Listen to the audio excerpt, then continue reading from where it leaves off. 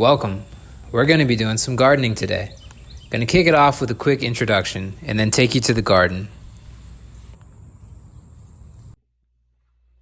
Now, conservation is extremely important. Ample food, stable climate, great mental health, all of these are aided by conservation efforts. Now, when we look at the leaderboard across the world, in Europe, we have Luxembourg, Germany, Slovenia, Bulgaria. They're protecting around 38% to 55% of all the lands within their country. In South America, we have Venezuela as the leader, protecting 56% of their lands. And in the Caribbean, we have Martinique, which is a world leader, which has 67% of its lands protected. Now, in my home, America, we protect around 13%. So, not an outstanding number.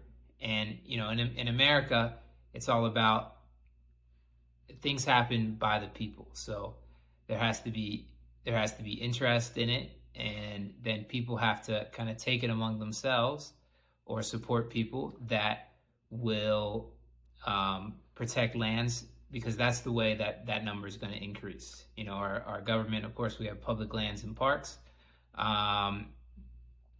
but that number is not likely to expand too much. Just how the structure is of this country. So that's exactly what I want to do. I want to open a park. I'm working towards opening a park. And to be honest, I really believe in this, but I don't have a background in gardening or maintenance or,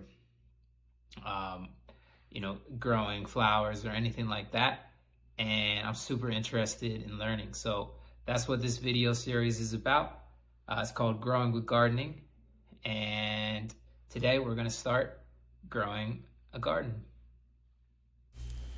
So here we are. This is going to be the garden. It's a 10 by 10 plot with soil in it. Here in the video, you see me kind of raking and evening out the soil. If this were a plot of land with, say, natural grass and flora on it, I wouldn't suggest taking a rake to it, because that uproots the natural system there, which isn't so good for conservation.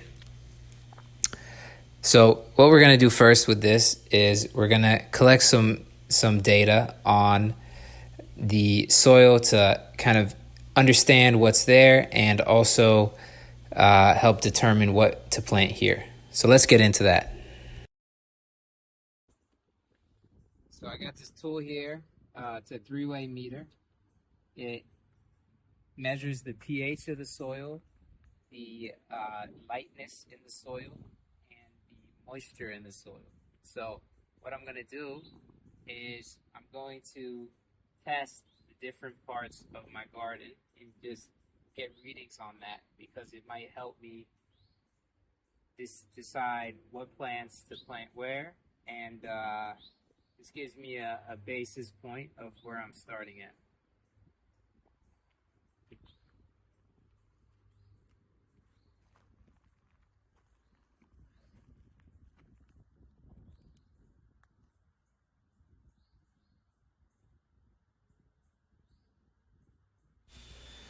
All right, so the results are in. The first test, moisture, it ranks 2 out of 10. For light, it ranks 1000, which is the upper end of the spectrum. I'll tell you, the sun is hitting pretty hard, and I definitely see the value of tree cover or canopy. And I feel any plants here might need an umbrella just due to the high temperatures. Finally, the pH ranked a 7, which is almost alkaline. All right, so I'm out here. This is the nearby natural landscape. And what I'm trying to do is just see what is natively growing here, and just get an assessment of what's growing well here so that I can use it to support my decisions of what I'm going to try to grow in my little plot. So I'm going to be using my iPhone, taking a picture, and finding out what species of plants are growing.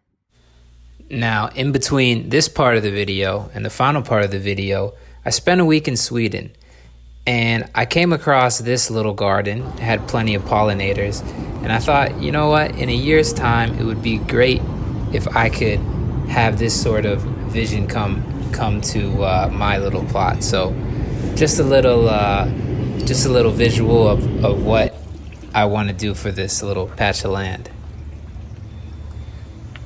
All right, so I went to the gardening store with a very specific plan. Okay, I wanted pollinators, native pollinators, and kind of locally grown things that I could put in the garden. Now, when I got there, kind of had to pull an audible because none of the plants that I had wanted to get were there. So what I did was, if I saw these purple plants, which was a butterfly bush. It looks similar, the purple flowers, to another plant I was wanting to get. So I picked that up. I did a quick Google search. Is it a pollinator? Answer is yes. And secondly, there is this flower, it's called a celosia. And the reason I picked that was I saw a bee fly into the garden center.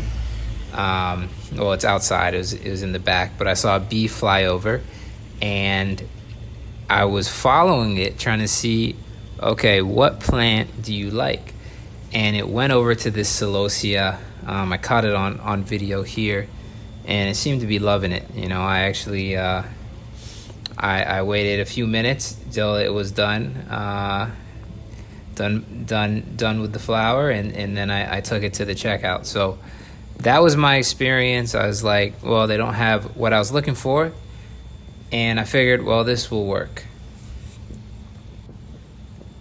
So when I got home, I wanted to make a plan of care for each of the plants because I'm aware that different plants need, different amounts of sun, different amounts of water, and I wanted to take care of them the best that I could. And what I discovered was actually, very useful, but maybe not the best for the garden. So the butterfly bush that I had talked about kind of made a quick decision on in the garden center. I learned is actually invasive to the United States. It is banned in 50% of the states, and it's disruptive for butterflies because butterflies making their migration down south to Mexico actually end up staying where they're at because of these butterfly bushes, which is, disruptive to the whole ecosystem. So these will not be planted, but just goes to show how easy it is to make a wrong decision on conservation just because of, the access of all the things that are so disruptive to natural ecosystems are so easily available. So that one is out. The celosia, also not native to the United States.